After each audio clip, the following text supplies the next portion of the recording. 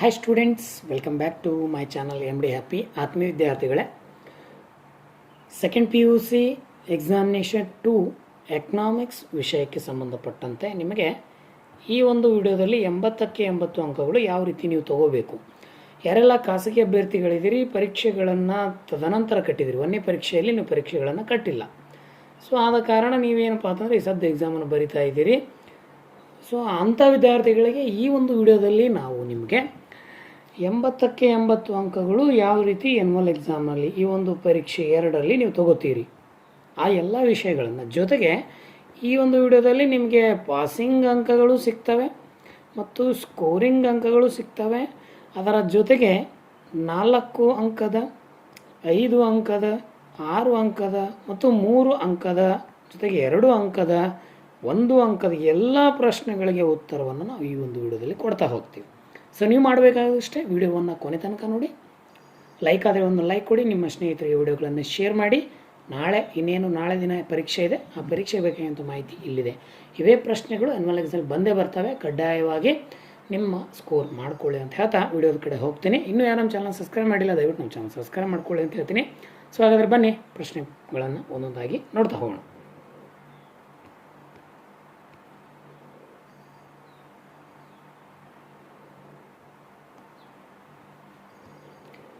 ಮೊದಲನೇದಾಗಿ ನಾವಿಲ್ಲಿ ಏನು ಮಾಡ್ತೀವಿ ಅಂತಂದರೆ ಬಹು ಆಯ್ಕೆ ಪ್ರಶ್ನೆಗಳನ್ನು ನೋಡ್ತಾ ಹೋಗ್ತೀವಿ. ಈಗ MCQ ಈ ಪ್ರಶ್ನೆಗಳನ್ನು ನಾವಿಲ್ಲಿ ಒಂದೊಂದಾಗಿ ನೋಡ್ತಾ ಹೋಗೋಣ. ಮೊದಲಿಗೆ ಪ್ರಶ್ನೆಗಳನ್ನು ಸರಿಯಾಗಿ ಗಮನಿಸ್ಕೋಬೇಕು. ಅವ ಪ್ರಶ್ನೆಗಳು ಭಾಳ ಸರಿ ಮರಳಿ ಕೇಳ್ತಾನೆ. ಸ್ಥಾನದರ್ಶಕ ತುಷ್ಟಿ ಗುಣ ಇದು ಏನನ್ನು ವ್ಯಕ್ತಪಡಿಸ್ತದೆ ಅಂತಂದರೆ ಅದು ಶ್ರೇಣಿಗಳಲ್ಲಿ ವ್ಯಕ್ತವಾಗ್ತದೆ. ಎಲ್ಲಿ ವ್ಯಕ್ತವಾಗ್ತದೆ ರೀ? ಶ್ರೇಣಿಯನ್ನು ಕೊಟ್ಟಂಥ 4 ಆಯ್ಕೆಗಳಲ್ಲಿ ಯಾವುದು ಸರಿ ಇದೆ ಅಂಥೇಳಿ ನಿಮ್ಗೆ ಆಲ್ರೆಡಿ ಉತ್ತರವನ್ನು ಕೆಳಗೆ ನೀಡಿದ್ದಾರೆ. ಸೊ ಅವುಗಳನ್ನು ನೋಡ್ತಾ ಹೋಗಿ. ಇನ್ನು 2ನೇ ಪ್ರಶ್ನೆ, TFCU 200 ಆಗಿದೆ, TVC 220 ಆಗಿದೆ, ಈ ಒಟ್ಟು ವೆಚ್ಚ ಎಷ್ಟಾಯಿತು ಅಂತ ಕೇಳ್ತಾ ಇದ್ದಾರೆ. ಕೊಟ್ಟಂಥ 4 ಆಯ್ಕೆಗಳನ್ನು ಗಮನಿಸ್ತಾ ಹೋದಾಗ 425. ಈಗ TFC ಎಷ್ಟಿದೆ? 200 ಇದೆ, ಪ್ಲಸ್ಸು TVC 225, ಟೋಟಲ್ ಮಾಡಿದಾಗ ಪ್ಲಸ್ ಮಾಡಿದಾಗ 425 ಸರಿಯಾದ ಉತ್ತರ ಅಂತ ಹೇಳ್ತೀವಿ. ಸೊ ಮುಂದೆ ಹೋದಂತೆ ಇಲ್ಲಿ ನೋಡಿ, ಉತ್ಪಾದನಾಂಗ ಹೆಚ್ಚಳದಲ್ಲಿ ನಿವ್ವಳ ರಾಷ್ಟ್ರೀಯ ಉತ್ಪನ್ನವನ್ನು ಹೇಗೆನ್ನುತ್ತಾರೆ ಅಂತಂದರೆ ಅದು ರಾಷ್ಟ್ರೀಯ ಆದಾಯ. ನಾವು ಉತ್ಪಾದನಾಂಗವನ್ನು ಮಾಡ್ತಾ ಇದ್ದೀವಿ, ಅದರಲ್ಲಿ ವೆಚ್ಚದಲ್ಲಿ ಒಂದು ನಿವ್ವಳ ಒಂದು ರಾಷ್ಟ್ರೀಯ ಉತ್ಪನ್ನವನ್ನು ಕಂಡುಕೋತಾ ಇದ್ದೀವಿ. ಅದಕ್ಕೆ ನಾವೇನಂತ ಕರಿತೀವಿ? ರಾಷ್ಟ್ರೀಯ. ಇಲ್ಲಿ ಉತ್ಪಾದನೆ ಮಾಡಿದ್ದೇವೆ, ಅಲ್ಲಿ ಒಂದಿಷ್ಟು ಏನಾಗಿದೆ ಅಂತಂದರೆ ಆದಾಯ ಉಂಟಾಗ್ತಾ ಇದೆ. ಆ ಆದಾಯವನ್ನು ನಾವು ನಮ್ಮ ರಾಷ್ಟ್ರೀಯ ಆದಾಯ ಅಂತ ಕರಿಬೋದು. ಇನ್ನು 4ನೇ ಪ್ರಶ್ನೆ, ಸಮಗ್ರ ಹಣಕಾಸಿನ ಸಂಪನ್ಮೂಲಗಳನ್ನು ಹೀಗೆ ಕರೆಯುತ್ತಾರೆ ಅಂತಂದರೆ M3 ಅಂತೇಳಿ. ಇಲ್ಲಿ ಕೊಟ್ಟಂಥ 4ಗಳಲ್ಲಿ ಅದು ಸರಿಯಾದ ಉತ್ತರ ಅಂತ ಹೇಳ್ತೀನಿ. ನೆಕ್ಸ್ಟು, ಯಾವುದು ಕಾಗದ ತೆರಿಗೆಗೆ ಉದಾಹರಣೆ ಯಾಕಿದೆ ಅಂತ ಕೇಳ್ತಾರೆ. ಕಾಗದದ ತೆರಿಗೆ ಉದಾಹರಣೆ ಅಂತಂದರೆ ಅದು ಸಂಪತ್ತಿನ ತೆರಿಗೆ ಅಂತ ಹೇಳ್ಬೋದು. ಸಂಪತ್ತು ಅಂದರೆ ಕಾಗದ, ನೀವೆಲ್ಲ ನೋಡ್ತೀರಿ. ಇನ್ನು ಆವರಣದಲ್ಲಿ ಸರಿಯಾದ ಉತ್ತರವನ್ನು ಆರಿಸಿ ಖಾಲಿ ಬಿಟ್ಟ ಸ್ಥಳವನ್ನು ಭರ್ತಿ ಮಾಡಿ ಅಂತ ಕೊಟ್ಟರೆ ಆಲ್ರೆಡಿ ನಿಮಗೆ ಉತ್ತರವನ್ನು ಕೊಟ್ಟಿದ್ದಾರೆ. ಇಲ್ಲಿ ನೀವು ಇಲ್ಲಿ ಗಮನಿಸ್ತಾ ಹೋಗಿ ನೋಡಿ. ವಾಸ್ತವಿಕವಾಗಿ ಎಲ್ಲ ಆರ್ಥಿಕತೆಗಳು ಮಿಶ್ರ ಆರ್ಥಿಕತೆ ಆಗಿರ್ತವೆ. ಏನಾಗಿರ್ತಾವೆ ರೀ? ಎಲ್ಲ ಆರ್ಥಿಕಗಳು ಮಿಶ್ರನೇ ಆಗಿರ್ತವೆ. ಇನ್ನು ನೆಕ್ಸ್ಟ್ ಪ್ರಶ್ನೆ, ಒಂದೇ ಗರಿಷ್ಠ ಮಟ್ಟದ ಉತ್ಪಾದನೆಯನ್ನು ನೀಡುವ 2 ಆದಾನ ಎಲ್ಲ ಸಂಭವನೀಯ ಸಂಯೋಜನೆಗಳ ಸಮೂಹವನ್ನು ಡ್ಯಾಶ್ ಎಂದು ಕರೀತಾರೆ, ಅಂದರೆ ಸಮ ಉತ್ಪನ್ನ ರೇಖೆ. ಅಂದರೆ ಒಂದು ಗರಿಷ್ಠ ಮಟ್ಟ ಉತ್ಪಾದನೆಯು 2 ಆದಾನಗಳಲ್ಲಿ ಎಲ್ಲ ಸಂಭವನೀಯ ಸಂಯೋಜನೆಯ ಸಮೂಹವನ್ನು ಸಮ ಉತ್ಪನ್ನ ರೇಖೆ ಅಂತ ಕರಿತೀವಿ. ಇನ್ನು ಬೆಲೆ ಪಡೆಯುವ ವರ್ತನೆಯನ್ನು ಪರಿಪೂರ್ಣ ಪೈಪೋಟಿ. ಮಾರುಕಟ್ಟೆಯಲ್ಲಿ ಒಂದು ವಸ್ತುವಿನ ಬೆಲೆ ಯಾವ ರೀತಿ ಪೈಪೋಟಿ ಆಗ್ತದೆ ಅಂಥೇಳಿ. ಇನ್ನು ಹಣವನ್ನು ಇಟ್ಟುಕೊಳ್ಳುವ ಮುಖ್ಯ ಉದ್ದೇಶ ಅಂತಂದರೆ ವ್ಯವಹಾರ ಮಾಡಲಿಕ್ಕೆ ನಾವು ಹಣವನ್ನು ಇಟ್ಕೊತೀವಿ. ಇನ್ನು ಡ್ಯಾಶ್ ಎನ್ನುವುದು ಭೌತಿಕ ಬಂಡವಾಳ ಸಂಗ್ರಹಕ್ಕೆ ಆಗುವ ಸೇರ್ಪಡೆ ಎಂದು ವ್ಯಾಖ್ಯಾನಿಸಿದೆ. ಈಗ ನಾವು ಹೂಡಿಕೆಯನ್ನು ಮಾಡ್ತೀವಿ. ಹೂಡಿಕೆ ಯಾವಕ್ಕೆ ಮಾಡ್ತೀವಿ? ನಮ್ಮ ಭವಿಷ್ಯದ ಬಗ್ಗೆ ಏನಾದರೂ ಚಿಂತನೆಯನ್ನು ಮಾಡೋದಕ್ಕೆ, ಅಥವಾ ನಾವೇನಾದರೂ ಕೂಡಿಟ್ಟರೆ ಮುಂದೆ ಜೀವನಕ್ಕೆ ಹೆಲ್ಪ್ ಆಗ್ತದೆ ಅನ್ನೋಕ್ಕೆ ನಾವು ಹೂಡಿಕೆ ಅಂತ ಕರಿತೀವಿ. ಸೊ ಈ ರೀತಿ ಬಿಟ್ಟ ಸ್ಥಳಗಳನ್ನು ನೀವು ನೋಡ್ತಾ ಹೋಗ್ತೀರಿ. ಸೊ ಮುಂದುವರೆದಂತೆ ಇಲ್ಲಿ ಹೊಂದಿಸಿ ಬರೆಯನ್ನು ನೀವೆಲ್ಲ ಗಮನಿಸ್ತಾ ಹೋಗ್ತೀರಿ. ನೇರ ಉತ್ತರವನ್ನು ಕೊಟ್ಟಿದ್ದಾರೆ ನೋಡಿ. ಸರಳ ಬೇಡಿಕೆ ರೇಖೆಯೇ D bracket P bracket complete A minus BP ಇನ್ನು ಈ ಚಿಹ್ನೆಯನ್ನು ನಾವು TRTC ಅಂತ ಕರಿತೀವಿ.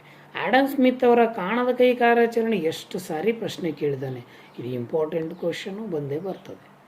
ಇಲ್ಲಿ ಅಂಕಗಳನ್ನು ಕೊಟ್ಟಿದ್ದಾರೆ ನಿಮಗೆ ಎಷ್ಟು ಅಂಕಕ್ಕೆ ಅಂತೇಳಿ. ಇನ್ನು ತಪಶೀಲ ಪಟ್ಟಿ ದಾಸ್ತಾನು ಚಲಕವನ್ನು ತಪಶೀಲ ಪಟ್ಟಿ ಅಂತ ಕರಿತೀವಿ. ನಿರ್ವಹಣಾ ಹೊಂದಾಣಿಕೆಯನ್ನು ಡರ್ಟಿ ಹೊಂದಾಣಿಕೆ. ಆಲ್ರೆಡಿ ನಾವು ಪ್ಲೇಲಿಸ್ಟಲ್ಲಿ 1ನೇ ಪರೀಕ್ಷೆಗೆ ಸಂಬಂಧಪಟ್ಟಂತೆ ಭಾಳಷ್ಟು ವಿಡಿಯೋಗಳು ಮಾಡಿದ್ದಾವೆ. ಅಲ್ಲಿ ವಿಡಿಯೋಗಳಿದ್ದಾವೆ, ಹೋಗಿ ನೋಡ್ಕೊಳ್ಳಿ ಅಂತ ಹೇಳ್ತೀನಿ.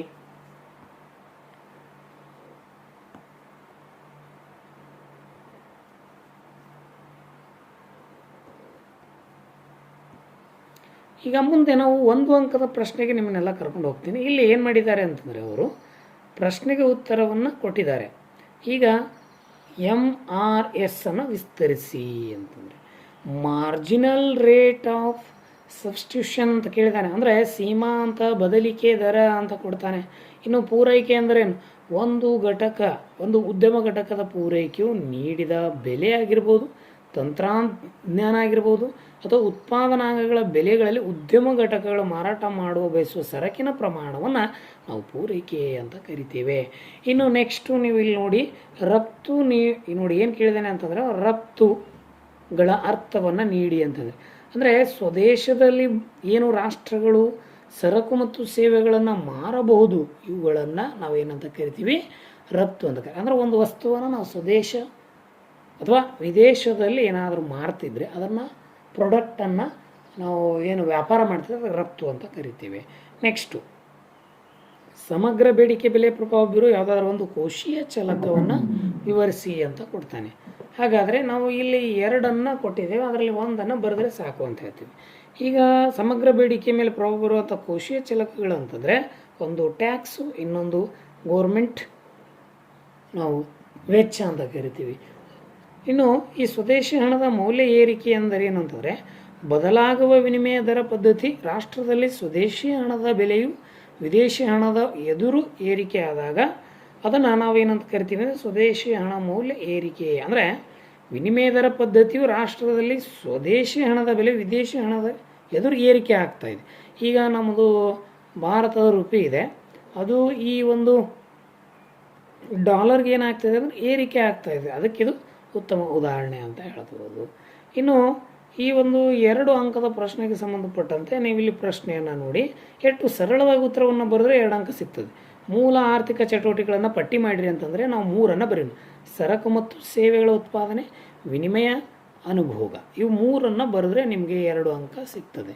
ನೆಕ್ಸ್ಟ್ ಬೇಡಿಕೆ ನಿರ್ಧಾರವಂಥ ಪಟ್ಟಿ ಅಂತ ಕೇಳ್ತಾರೆ. ಸರಕಿನ ಬೆಲೆ, ಇತರೆ ಸರಕುಗಳ ಬೆಲೆ, ಅನುಭೋಗಿ ಆದಾಯ, ಅನುಭೋಗಿ ಅಭಿರುಚಿ ಮತ್ತು ಆದ್ಯತೆಗಳು. ಇವು ಒಟ್ಟು ನಿಮಗೆ 4 ಇದಾವೆ. 4ರಲ್ಲಿ ನೀವು ಬೇಕಾದ 3 ಬರೆದು ನಡೀತದೆ. ಇನ್ನು ನೆಕ್ಸ್ಟು ದೀರ್ಘಾವಧಿ, ಇದು ಇಂಪಾರ್ಟೆಂಟ್, ನಿಮಗೆ ಭಾಳ ಸಾರಿ ಪ್ರಶ್ನೆಯನ್ನು ಕೇಳ್ತಾನೆ ನೋಡಿ. ದೀರ್ಘಾವಧಿ ವೆಚ್ಚ, ಸರಾಸರಿ ವೆಚ್ಚ, ಲಾಂಗ್ ಟರ್ಮ್ ಅಂತ ಕರಿತೀವಲ್ಲ, ಹೌದಲ್ಲ.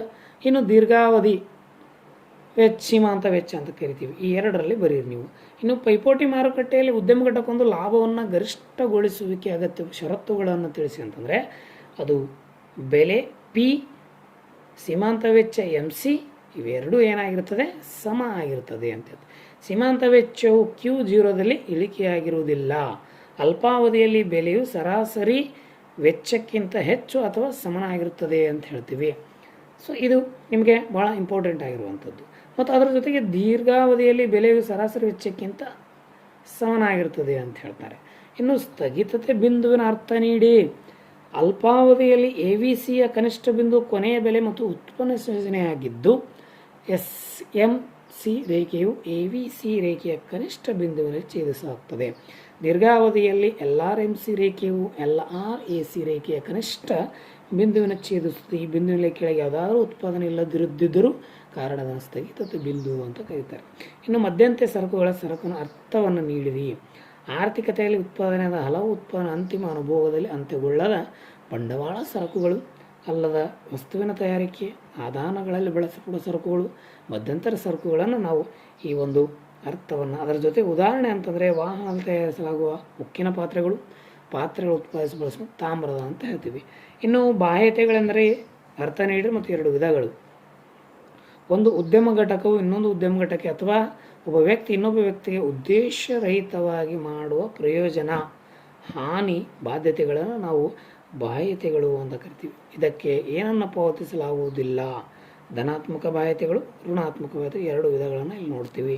ಇನ್ನು ಒಂದು ಪ್ರಶ್ನೆ ನಿಮಗೆ ಕೊಟ್ಟಿದೆ ನೋಡಿ, MPCಯ ಮೌಲ್ಯವು 0.60 ಆದಾಗ MPS ಮೌಲ್ಯವು ಹೂಡಿಕೆ ಗುಣಾತ್ಮಕ ಮೌಲ್ಯವನ್ನು ಲೆಕ್ಕ ಹಾಕಿ ಅಂತ ಕೊಟ್ಟೆ. ಮೊದಲನೇದು ಏನಾಗಿದೆ, MPC ಪ್ಲಸ್ MFS ಅಂದರೆ 1 ಅಂತ ನಾವು ತೊಗೊಳ್ಳೋಣ. 0.6 ಏನಿದೆ, MPS = 1 ಆಗ್ತದೆ. MPCN ಮೈನಸಲ್ಲಿ 60 ಕಳೆದ್ರೆ -40 ಬರ್ತದೆ. ಹೌದಾ? ಇಲ್ಲೇನು ಕೇಳಿದಾರೆ, ಹೂಡಿಕೆ ಗುಣಾತ್ಮಕ ಲೆಕ್ಕ ಹಾಕ್ರಿ. ಈಗ ನಾವು Y ಮತ್ತು A ಅನ್ನು ತೊಗೊಳ್ಳೋಣ. ಇದರಲ್ಲಿ 1 ಮೈನಸ್ C ಅಂತಂದರೆ -C ಅಲ್ಲಿ 60 ಕಳೆದ್ರೆ ನಾವು ಏನಾಗ್ತದೆ, 0.1 ಅಂದರೆ 2.5 ಅಂತ ಕರೆಕ್ಟಾಗಿ ಆನ್ಸರ್ ಇಲ್ಲಿ ಬರ್ತದೆ. ಇನ್ನು ನೆಕ್ಸ್ಟು ಸಾರ್ವಜನಿಕ ಸರಕು ಮತ್ತು ಖಾಸಗಿ ಸರಕು ನಡುವಿನ ವ್ಯತ್ಯಾಸ ಅಂತಂದರೆ, ಸರ್ಕಾರವು ಪೂರೈಸುವ ಸರಕುಗಳನ್ನು ಸಾರ್ವಜನಿಕ ಸರಕು ಅಂತ ಕರಿತೀವಿ. ಹೌದಾ? ಖಾಸಗಿ ಬಟ್ಟೆ, ಕಾರು, ಆಹಾರ ಪದಾರ್ಥಗಳನ್ನ ಸರಕುಗಳನ್ನ ಖಾಸಗಿ ಸರಕುಗಳು ಅಂತ ಕರಿತೀವಿ. ಇಲ್ಲಿ ಸರಕುಗಳು ಪ್ರಯೋಜನ ಎಲ್ಲರಿಗೆ ಲಭ್ಯವಾಗ್ತವೆ. ಆದರೆ ಇಲ್ಲಿ ಹಣ ಪಾವತಿಸದೇ ಇದ್ದರೆ ಅದು ಖಾಸಗಿ ಸರಕುಗಳು ಮಾತ್ರ ಅವರು ಅನುಭವಿಸ್ತಾರೆ, ಯಾರು ರೊಕ್ಕ ಕೊಟ್ಟಿರ್ತಾರೆ, ಯಾರು ದುಡ್ಡು ಕೊಟ್ಟಿರ್ತಾರೆ. ಇನ್ನು ಸಾರ್ವಜನಿಕ ಸರಕುಗಳ ಬಳಕೆ ಹಣವು ಪಾವತಿಸದೇ ಇವುಗಳನ್ನು ಬಳಸಬಹುದು ಅಂತ ಹೇಳ್ತಾರೆ. ಇನ್ನು ಪ್ರಮಾಣುಗುಣ ಆದಾಯದ ತ್ವರೆ ಸ್ವಯಂಚಾಲಿತ ಕಂಪನಾಗರಕ್ಕೆ ಏಕೆ ಕೆಲಸ ಮಾಡುತ್ತಾರೆ ಅನ್ನೋದಕ್ಕೆ ಇಲ್ಲಿ, ಏಕೆಂದರೆ ಇದು ವೆಚ್ಚ ಮಾಡಬಹುದಾದ ಆದಾಯ ಅನುಭೋಗ್ಯ ವೆಚ್ಚವನ್ನು GDP ಏರಿಳಿತಗಳ ಕಡಿಮೆ ಸಂವೇದನಾಶೀಲವಾಗಿರುತ್ತದೆ. GDP ಏರಿಕೆಯಿಂದ ವೆಚ್ಚ ಮಾಡಬಹುದಾದ ಆದಾಯ ಹೆಚ್ಚುವೆ ಆದರೂ ಆದಾಯದ ಒಂದು ಭಾಗವು ತೆರಿಗೆಯಾಗಿ ಹೋಗೋದ್ರಿಂದ ಕಡಿಮೆ ಪ್ರಮಾಣದಲ್ಲಿ ಹೆಚ್ಚಾಗುತ್ತದೆ. ಆರ್ಥಿಕ ಹಿಂಜರಿತನ ಅವಧಿಯಲ್ಲಿ GDPಯು ಕಡಿಮೆಯಾದಾಗ ವೆಚ್ಚ ಮಾಡಬಹುದಾದ ಆದಾಯ ಅದಕ್ಕಿಂತ ಕಡಿಮೆ ವೇಗದಲ್ಲಿ ಇರುವಂಥದ್ದು ಸಾಧ್ಯತೆ ಇರ್ತದೆ ಅಂತ ಹೇಳ್ತಾರೆ. ಸೊ ಈ ರೀತಿ ಉತ್ತರವನ್ನು ನೀವು ಬರಿತಾ ಹೋಗಿ ಅಂತ ಹೇಳ್ತೀನಿ. ಸೊ ಆತ್ಮೀಯ ವಿದ್ಯಾರ್ಥಿಗಳೇ, ನಿಮ್ಗೆ ಇಲ್ಲಿ ನಾನು ಭಾಗ ಸಿಯಲ್ಲಿ 5 ಅಂಕದ ಪ್ರಶ್ನೆಗಳು ಬಂದವೆ, 4 ಅಂಕದ ಬಂದಿವೆ. ಇನ್ನು ಮುಂದಂತೆ ನಿಮಗೆ 5 ಅಂಕಗಳು. ನಮಗೆ ಈ ಒಂದು PDF ಅನ್ನು ನಿಮಗೆ ನನ್ನ ಟೆಲಿಗ್ರಾಮ್ ಗ್ರೂಪಲ್ಲಿ ಹಾಕಿರ್ತೀನಿ. ಹೋಗಿ ಆ ಒಂದು ಟೆಲಿಗ್ರಾಮ್ ಗ್ರೂಪನ್ನು ಡೌನ್ಲೋಡ್ ಮಾಡ್ಕೊಳ್ಳಿ. ಈ ಡೌನ್ಲೋಡ್ ಮಾಡಿಕೊಂಡು ಆ ನೋಟ್ಸನ್ನು ಮಾಡಿ ಎಕ್ಸಾಮ್ ಈ ಒಂದು 2 ಅಲ್ಲಿ 80ಕ್ಕೆ 80 ಅಂಕ ಪಡೆಯುವಂಥ ನೋಟ್ಸ್ ಇದಾಗಿದ್ದರಿಂದ ಭಾಳ ಸರಳವಾಗಿರುವಂಥ ನೋಟ್ಸು. ಅದನ್ನು ತೊಗೊಂಡು ನಿಮ್ಮ ಒಂದು ನಾಳೆ ಇರೋದ್ರಿಂದ ಇವತ್ತೊಂದು ಸ್ವಲ್ಪ ಕೂತ್ಕೊಂಡು ಏನೆಲ್ಲ ಕ್ವಶನ್ ಬರ್ಬೋದು ಅಂಥೇಳಿ ನೀವು ಈ 4 ಅಂಕದ ಪ್ರಶ್ನೆಗಳಿಗೆ ಈ ಲೆಕ್ಕಗಳನ್ನು, ಈ ಉದ್ಯಮ ಘಟಕ ಪೂರೈಕೆ, ಈ ರೀತಿ ಪ್ರಶ್ನೆಗಳು ಬಹಳ ಸರಿ ಬರ್ತವೆ. ಸೊ ಅವನ್ನೆಲ್ಲ ನೋಡ್ಕೊತ ಬೇಡಿಕೆ ಮತ್ತು ಪೂರೈಕೆ ಲೇಖೆ ಪಲ್ಲಟವಾಗ್ತದೆ. ಪರಿಣಾಮಕಾರಿ ಕೋಷ್ಟಕವನ್ನು ಬರೆಯಿರಿ. ಎಲ್ಲವನ್ನು ಹೇಳೋಕ್ಕೆ ನನಗೆ ಟೈಮ್ ಇಲ್ಲ.